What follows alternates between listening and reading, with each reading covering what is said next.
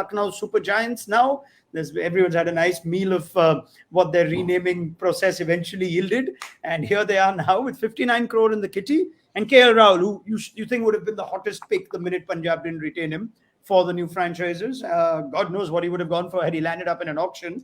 But he is going to be now the joint highest ever paid player at an IPL with 17 crore. So Marcus Stoinis is there. Ravi Bishnoi. Interestingly, Stoinis and Bishnoi as choices 2 and 3 to form their core. Let's go to Akash. There was some eyebrows raised when Stoinis was taken in. Ravi Bishnoi too. What do you make of Lucknow, and how do you see them approaching this auction, Akash? See, Ravi Bishnoi is a steal. When we've spoken about Rahul Chahar and Yuzi Chahal, they are the two Indian leg spinners who's third in line. It was Ravi Bishnoi. So if he were to be in the auctions, you would have ended up spending a few more, maybe 5, 6, 7 crore for all we know. So that's a good pick. Marcus Stoinis, I think, in terms of the skills that he brings to the table, already on this show we've discussed that that skill is not there. There's a scarcity for that skill. Marcus Stoinis gives you batting, gives you bowling. 9 crore, is that the fair price? But then that's all right, because that skill set, in my opinion, is extremely important. That's why Andre Russell is retained.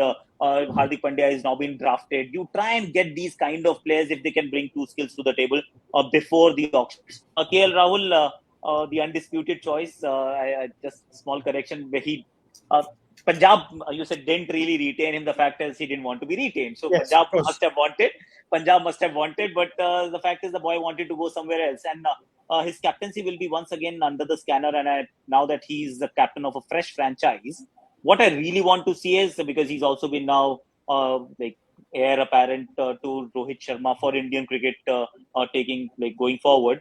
So just pick the team, because now you are the captain and you're a captain before the auction has happened. Now pick the team the way you want and then lead it to success, because that's something. There's been a criticism, fair so as well, because too much chopping and changing. Punjab was one of the few franchises, just a couple of franchises who end up playing so many players in one season of the IPL that baffled you. They didn't play Shah Rukh Khan for plenty of matches after doing well. So those things have happened in that franchise.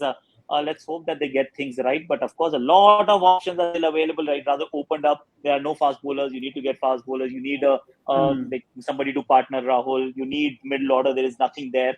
Again, you look at Indians. We'll say get Indian core, but there is no Indian core. So just pick wisely. There aren't too many options available, unfortunately.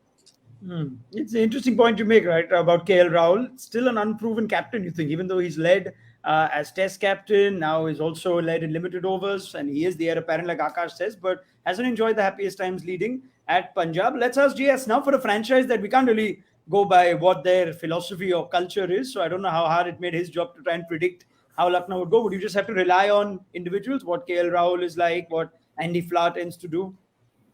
Yeah, so Andy Flower is a key point there. He's been a fairly successful short format coach, right? But again, how much influence does he have? It's a completely new franchise. Everybody will be excited. There'll be a lot of opinions, a lot of suggestions. They need to kind of decide all that in terms of who's the decision maker. Are they going to leave it completely to Andy Flower? He scouts pretty well. Most of his teams, they have some really good T20 stars. They have a style of play. So is Andy Flower going to be the most influential person there? I don't know. We'll have to see. They have Gautam Gambhir as well, who has won IPLs, and he has very, very strong opinions about certain players, certain styles. So we have to see how all these people come together. That's going to be very important. Or are they going to leave it completely to KL Rahul to do the kind of the role he wants to play? What kind of an opener do you want to see KL Rahul as? Does he want to play 2018 KL Rahul? Then you need to have a support team like that. You need to have a batting unit like that, right?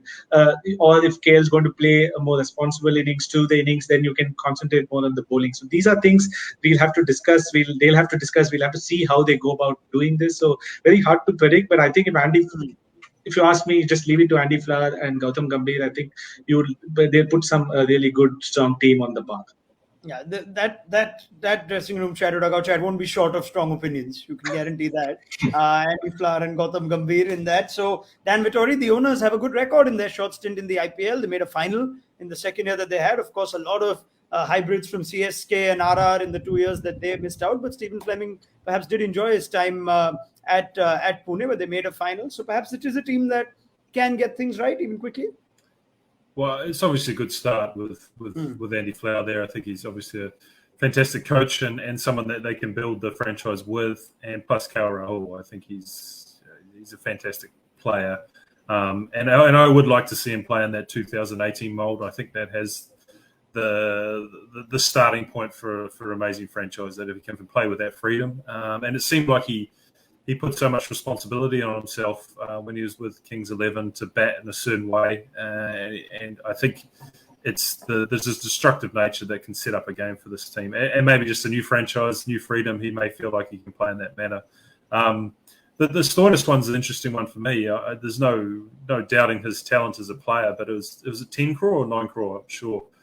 That would have been fascinating where they could utilise that in the auction in terms of putting that towards local talent again. I think that's something that they're going to be striving for, like every other franchise, but them more than others will be pushing for how can they build their Indian core as quickly as possible, and having an overseas player who is not always selected in a team at the 10 crore mark may hamper that a little. Naga, what are you hearing from Lucknow?